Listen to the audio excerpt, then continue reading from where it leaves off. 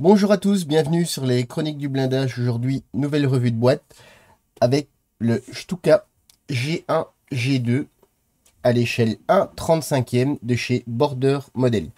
C'est la deuxième fois que Border Model nous propose un avion au 35e. Le premier était le BF-109, hein. Et ici, on refait dans du classique façon de parler à une échelle un peu différente et une qualité que je peux vous dire est quand même relativement bien, même très bien. Alors cette fois-ci, pas de bonus ni de cadeaux à tirer au hasard. Je pense que ils en ont tiré un petit peu les leçons. C'est une erreur plus marketing qu'autre chose, hein, puisque le kit était vraiment super du BF-109. Alors on a un très joli box art. On nous indique que nous avons de la photo découpe, qu'on a en full intérieur et le moteur et le cockpit. On a les parties transparentes, bien évidemment, et deux schémas de camouflage. Alors, je vous le dis déjà, il n'y a aucune erreur sur cette fois-ci. Il y a bien les deux schémas de camouflage, tout est bien là. Il y a pas d'erreur. On va se voir directement la notice de montage. La notice de montage au format paysage, ça change un petit peu. Alors, on va diminuer un petit peu la luminosité. Voilà. On a les grappes qui composent le kit. Vous voyez, il n'y a pas énormément de grappes en soi. Il y en a une, deux, trois, quatre, cinq, six, sept. Et c'est fini. Dont deux parties transparentes. Je vais réduire un petit peu l'éclairage. Voilà. Comme ça, on voit mieux. En première étape, comme je vous l'ai dit au premier abord, le moteur est entièrement détaillé. Il n'y a pas énormément de pièces qui composent le moteur, mais il est relativement bien détaillé. Les premières étapes composent le moteur, enfin, le bloc moteur, le bâtimoteur, les couvre-culasses ou carter, hein. Non, c'est les couvre-culasses. La plaque, le, la partie séparatrice entre le moteur et le cockpit. Ça doit être l'entrée d'air, ici, avec les petites grilles en photodécoupe. Et on l'installe, donc, ce bloc qui nous permet de faire la face, enfin, le nez de l'appareil avec le capot, enfin, le capot, non, le carénage moteur. Ici, on installe la petite flasque, les échappements, le siège avec les harnais, hein, cette fois-ci. Je pense ils nous ont écouté. Non, je pense que c'était un petit peu le point noir des précédents kits. Et comme on peut voir sur ce kit, du moins de ce que j'ai pu regarder, ils en ont tiré du moins leur leçon. En plus que c'est une échelle qui est quand même relativement particulière. Et pour l'instant, j'ai pas vu forcément d'add-on pour le BF-109, mais ça ne saurait tarder. Le poste opérateur et le poste pilote. Vous voyez, c'est relativement très très bien décomposé. Ensuite, on a des petits points d'interrogation puisqu'il y a il y a deux modèles, mais à voir, voilà, ça peut proposer un petit peu plus. Ensuite, les fuselages, à venir insérer le cockpit. Vous voyez, l'intérieur du cockpit est en une seule partie de chaque côté.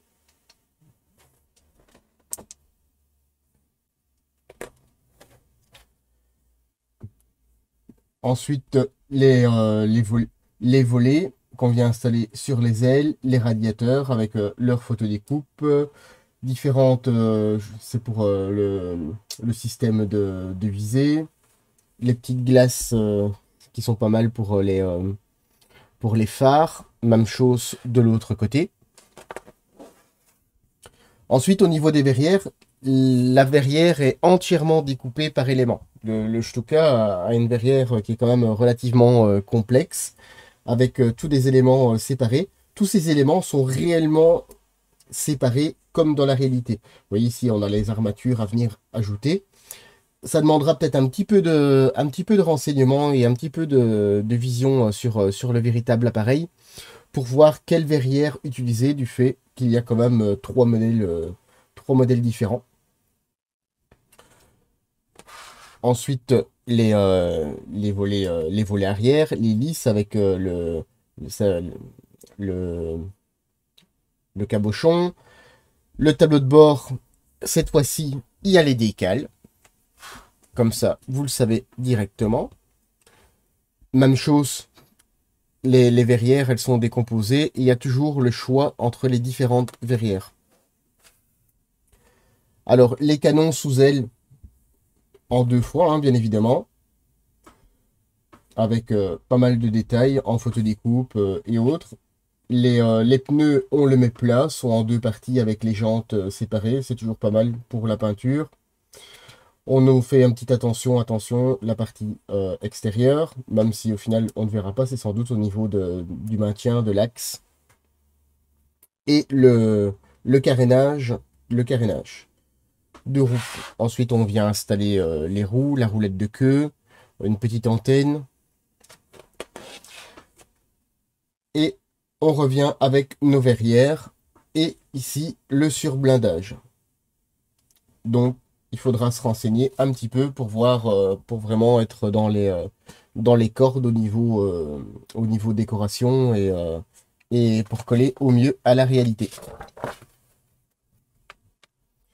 Alors, au niveau des décorations, ici, on est en 1943. C'est l'appareil Kurzrodel en JU87 G1. Alors, il faut bien vérifier sur le plan, puisque de toute façon, si vous regardez le profil en lui-même ne change pas d'une décoration à l'autre. Donc, il faudra se renseigner un petit peu pour voir les différences entre un appareil et l'autre, sans doute au niveau de la verrière. Alors, on a un appareil avec en double, enfin, les deux verres à bord franc et le dessous bleuté. La deuxième décoration, on est toujours sur Rodel avec un G2. Cette fois-ci avec le même camouflage, sauf les boudelles jaunes, pardon, un petit peu plus colorées. Et en dernière page, non, c'est dans l'autre sens, Border nous montre, puisque Border a aussi une gamme d'accessoires qui est aussi disponible chez notre partenaire Domino. C'est des accessoires que, d'après ce que j'ai pu voir, ont l'air de relativement bonne qualité. Il y a des pointes à graver, ainsi de suite. Voilà, si jamais c'est toujours intéressant à savoir qu'ils proposent du matériel. On passe directement aux grappes. Alors voilà, première grappe qui compose principalement les volets ainsi que les ailes. Vous voyez au niveau, on est à l'échelle 1/35e, donc un petit peu plus petit que du 32e. Personnellement, ça ne me gêne pas, au contraire, on a toujours une très très belle taille et de surcroît, ça prend un tout petit peu moins de place, c'est toujours intéressant. Alors par rapport à ma main, hein, vous voyez, on aura un appareil quand même qui fera quand même près de 40 cm d'envergure, donc c'est pas négligeable. Au niveau des surfaces, alors j'ai été quand même relativement impressionné parce que je m'attendais pas à ça. Pour les personnes qui suivent la chaîne, vous savez que j'ai fait la revue du Lancaster, hein, qui est disponible bien évidemment. Et alors c'était aussi une très très bonne surprise. Bon, bien sûr, le Lancaster ne vient pas de leur étude à proprement parler, mais je trouve qu'au niveau de la qualité, déjà le BF109 était ultra beau. Ici, on a encore passé un cran au-dessus avec le rivetage en relief et en négatif. ICM, on l'avait déjà vu sur le V10, avait fait la même chose. Mais ici, le rivetage en positif est extrêmement fin. D'ailleurs, c'est parce que j'ai bêtement passé ma main pour voir les surfaces. Je me suis dit, tiens, c'est bizarre. Il y a des petits points qui accrochent. Et en fait, on les voit même pas. C'est hyper fin. Je ne sais même pas si on pourra les voir. Par exemple, ici, en fait, sur le pourtour de la trappe, je sais pas si on peut les voir. Il y en a. Alors ici, il y en a aussi. Je sais pas si on peut, euh, on peut les voir ou pas. Ouais, il y a moyen. Enfin, moi, je les vois à mon retour écran. Vous voyez, le rivetage est vraiment hyper fin, hein. Donc, il faudra faire très très attention lors du ponçage. Alors, bien sûr, ça posera un petit problème pour les personnes qui polissent les surfaces. Il faudra faire très très très attention. Alors vous voyez le rivetage est bien représenté avec il y a le rivetage et je dirais, le vissage, hein, puisqu'il y a des tôles qui étaient vissées. Vous voyez, les têtes de vis sont bien représentées. Et ici, bon, on peut voir par exemple ici, alentour de la trappe, où là, c'est du relief. Ici aussi, c'est vraiment excessivement fin. Alors, sur toutes les pièces, c'est la même chose. On va faire la partie supérieure. On va dézoomer un petit peu. Voilà. Encore un petit peu, c'est mieux. Voilà.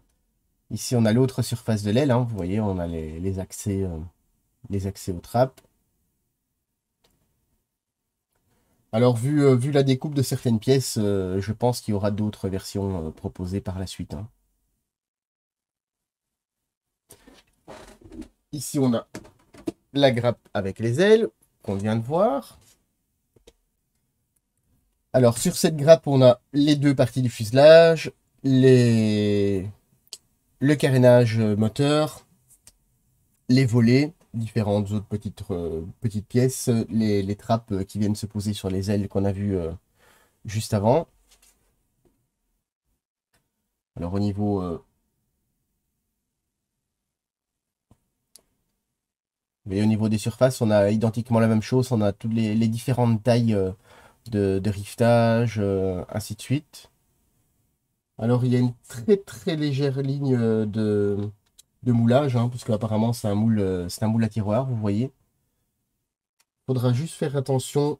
En fait, elle est bien positionnée en soi, dans le sens où elle ne vient pas sur les rivets en relief. Vous voyez, elle est entre les deux. Donc, il faudra venir gratter avec un scraper vraiment très très légèrement.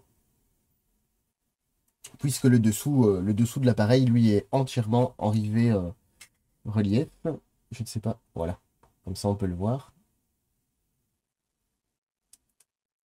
Alors, il y a d'autres parties, hein. Ici aussi, par exemple, toute cette ligne-ci est en rivet relief. Alors, les volets. L'autre côté est identiquement pareil. Il y a la même petite ligne de moulage. Celle-ci est un tout petit peu plus prononcée. Mais je pense pas qu'elle demandera forcément du masticage. Ou à voir s'il n'y a pas peut-être une ligne de structure en réalité, mais je ne pense pas. Au niveau des capots moteurs, vous avez un capot moteur qui est ouvert. Et vous avez l'autre partie qui, elle, est fermée. La partie ouverte, bah, ça vous permet de laisser le moteur ouvert, du fait, enfin, pour le moteur visible, je dirais, du fait qu'il est présent. À l'intérieur, bah, ici, bien sûr, si vous le laissez ouvert, il faudra peut-être combler les pastilles d'éjection. Après, ici, il y en a quelques-unes, mais elles viennent complètement se masquer avec les panneaux intérieurs, donc il n'y a vraiment aucun problème.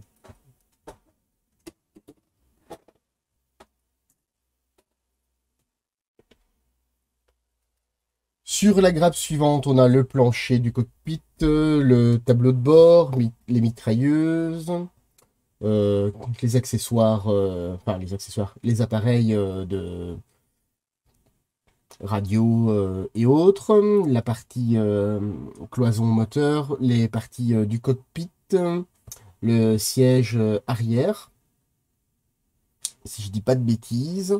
Et après, ben voilà, une multitude de pièces, on va voir ça. Alors, le tableau de bord, c'est toujours très bien fait, hein. En plus, ici, cette fois-ci, on a les décals. Alléluia. Vous voyez, toutes les petites pièces sont... En termes de moulage, voilà. Pour les personnes qui connaissent un petit peu Border, il y a plus rien il y a plus rien à dire, hein. Il n'y a pas de flash, il n'y a pas de bavure. Voilà. Ils ont quand même une certaine constance dans la qualité. Vous voyez, les mitrailleuses sont percées. Le dessous de l'appareil, même chose, hein. On est sur une très belle pièce en elle-même, hein, puisqu'elle est quand même relativement complexe en soi. Il y a quand même le support des roues, la pièce est en V, enfin, c'est quand même une très très belle pièce, hein. Alors tout ce qui est volé est en deux parties, hein. C'est deux demi-coques. Il y a un petit peu de câblage, hein. Maintenant, si vous ne laissez pas le capot ouvert, ça ne vaut pas la peine de se casser la tête. Ici, on a le plancher avec tout le système, vous voyez, le système de rails qui est en relief avec le rivetage. Ici, on a les côtés du cockpit.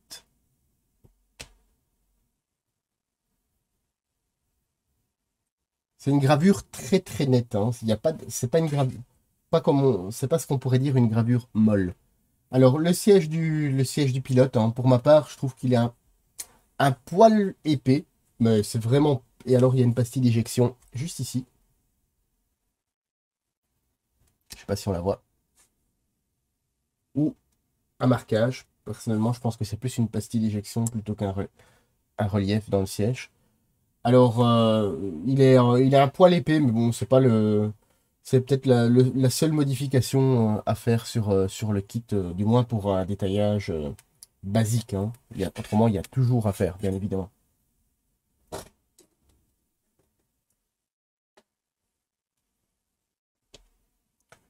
Alors, sur cette grappe, on retrouve les carénages de roues, les pneus, bombes, les jambes de train et les canons.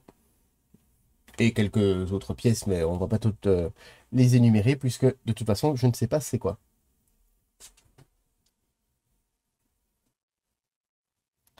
Au niveau des carénages, les soufflets sont relativement bien représentés, hein. Même si dans la réalité, ils sont un peu moins rigides, je dirais. Ils sont un peu plus plagada.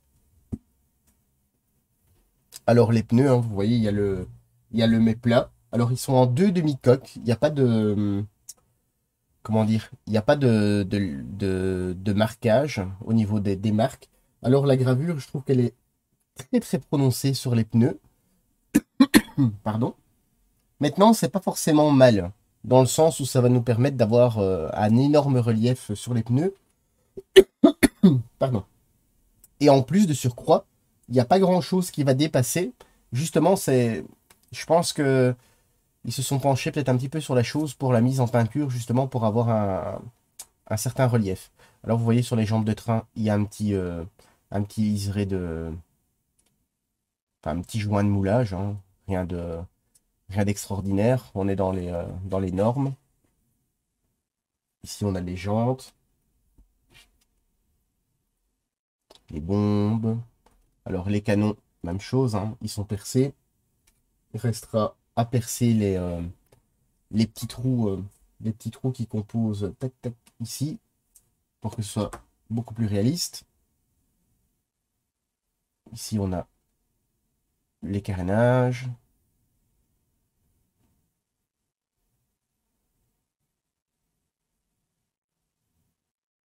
C'est un moulage qui est propre, hein.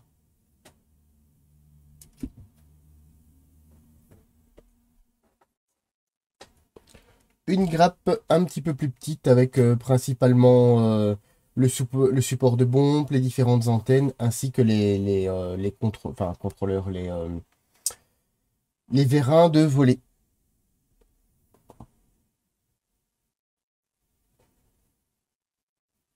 Vous voyez, on a de toutes fines pièces, hein, qui sont bien moulées. Le support de la bombe qui est bien aussi, hein. Il n'y a pas de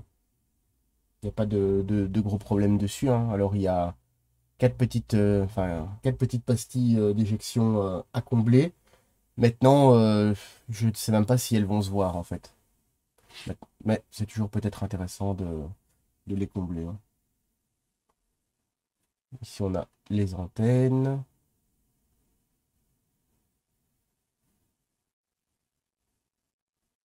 Ouais, c'est un moulage qui est correct, hein.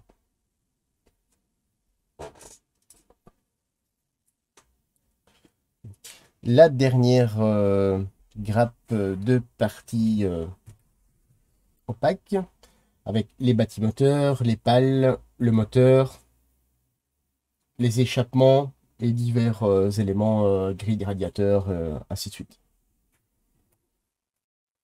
Alors on a le bâtimoteur qui est ici, enfin une partie puisqu'on a l'autre côté. On a les échappements. Alors les échappements sont creusés, ils ne sont pas creusés très très profondément, mais ils sont creusés. Alors il y a la petite ligne de soudure qui est présente. C'est pas une ligne de moulage, c'est une ligne de soudure. On a un carter qui est ici, une partie du bloc moteur, un tas de petites pièces. Ici la bouche avant, la deuxième partie du bâti, des grilles. Deuxième partie du carter, deuxième partie du bloc. Alors j'ai une petite pale d'hélice qui s'est détachée dans la grappe, mais vous inquiétez pas, elle est présente. Alors vous voyez, la casserole est bien représentée avec le rift. Il y a le riftage qui est présent, et alors il y a le support, aussi qui est présent, donc ça pourrait toujours être intéressant de le faire sans sa casserole, si jamais de maintenance ou autre, puisque c'est du 35e et ça donne un peu plus de possibilités des fois au niveau des figurines. Ensuite, on a les parties transparentes. Vous voyez, les parties transparentes. Alors, on a deux grappes. On a une grappe ici avec les divers éléments, les petits carreaux, les vitres de phare et autres. Les parties transparentes sont faites. Celle-ci, on le voit un peu moins, mais c'est un moulage classique. Alors, elles sont gravées des deux côtés, donc en face interne et externe, puisque les renforts, je ne sais pas si on peut s'en apercevoir, le renfort qui est ici au bout de mon doigt, lui est sur la face interne, même pareil de ce côté-ci, et on a la gravure sur la face externe aussi. Alors on a le riftage qui est en positif et en négatif aussi sur les verrières. Et ensuite on a cette deuxième grappe qui elle est en moule à tiroir. Alors inutile de le dire, mais il n'y a pas de ligne de moulage, de toute façon, heureusement, puisque avec les lignes de structure, ça n'aurait pas été évident. Alors, il y a les différents modèles de verrières, comme on a pu le voir sur le livre, enfin, sur le livre, sur la notice, pardon. Et ici, je sais pas si on peut voir, ici, par exemple, on a un seul carreau sur le côté, et ici, par exemple, on en a deux, vous voyez, ici et là. En fait, il y a quelques petites différences. Ici, même chose, on a l'ouverture. Sur les autres, on n'a pas d'ouverture. Après avoir, se renseigner un petit peu. Sinon, les pièces sont vraiment très, très, très jolies. Alors, il n'y a pas d'effet de loupe.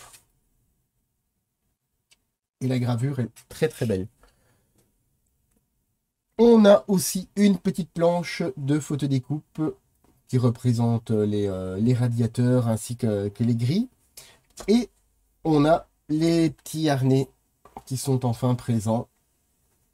Alors vous voyez, c'est pas grand chose, mais ça fait toujours plaisir, même si au final on les remplace, on les refait, voilà. C'est présent dans la boîte, c'est toujours ça de prix. Au niveau de la planche de décalcomanie, alors on a les différents tableaux de bord et les marquages traditionnels. On a aussi les swastikas. Alors, on n'a pas de marque d'imprimerie, d'imprimeur ni rien. C'est très bien imprimé. Alors, les décals sont mat. Maintenant, après, je pense que dans cette taille-ci, l'idéal, c'est quand même des masques. On va voir. Ouais, au niveau quand même du rendu. Alors, c'est pas un grand décal. Ils sont, comment dire, ils sont séparés. Enfin, je sais pas si on peut le voir avec la caméra. Du moins, moi, à l'œil nu, je vois en fait que chaque petit rond, c'est un décal. Il y a juste le pourtour, sans doute pour signaler que c'est les tableaux de bord. Vous voyez, au niveau de l'impression, c'est bien imprimé, il n'y a pas de bavure ni rien. Alors, c'est une belle impression. Et alors, bah, petite... voilà, c'est pas qu'on avait été déçus avec Border, mais cette histoire avec le BF109, tout le monde s'en rappellera un petit peu du fait, on nous propose ça, ça, ça, ouais, il y a des accessoires qui n'ont pas lieu d'être, et au final, on est un petit peu déçu. Et ici, à ma grande surprise, j'ouvre la boîte, je regarde un petit peu, et je découvre ceci au fond, enfin au fond de la boîte, non, avec le plan. Alors, c'est une petite figurine en résine. Alors, je suis pas certain à 100% si c'est pour toutes les boîtes ou les boîtes en précommande. Du moins, dans la boîte que j'ai reçue, elle y est. Elle est spécifiée nulle part. Donc, je me suis dit, je vais quand même la montrer. Et je pense que Border a voulu peut-être essayer de rattraper le coup dans le sens où les personnes qui ont acheté le Messerschmitt vont, sans, vont sans doute aussi acheter le Stuka. Et c'est la petite surprise bah, qui fait quand même très très plaisir, hein, puisque on s'y attend pas. Contrairement de l'autre côté où on s'attend à certaines choses et en final on est déçu. Alors la gravure, vous voyez, elle est très très belle. Je trouve les plis vraiment très très bien marqués, hein. Ça va nous permettre de faire, même si je suis pas un spécialiste en peinture de figurines, une figurine qui est bien gravée, ça permet de réaliser une peinture beaucoup mieux. Alors les bras et les mains, hein, c'est très très bien. Et ici on a la tête. Hop là. Le visage, avec la casquette, hein, vous voyez.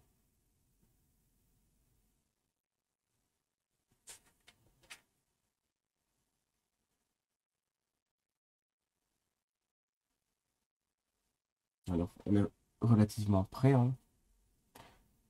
On a affaire à une très très belle figurine. Alors voilà hein, la petite surprise de ce boitage.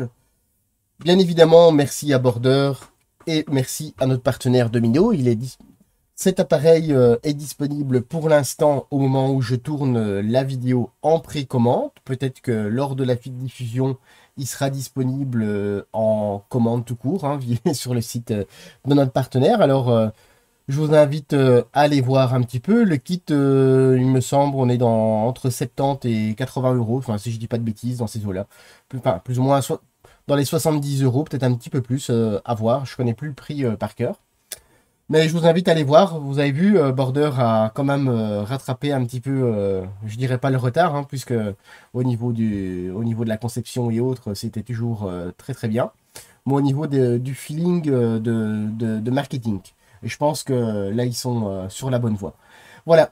Sur ce, je vous dis à très bientôt sur les chroniques du blindage.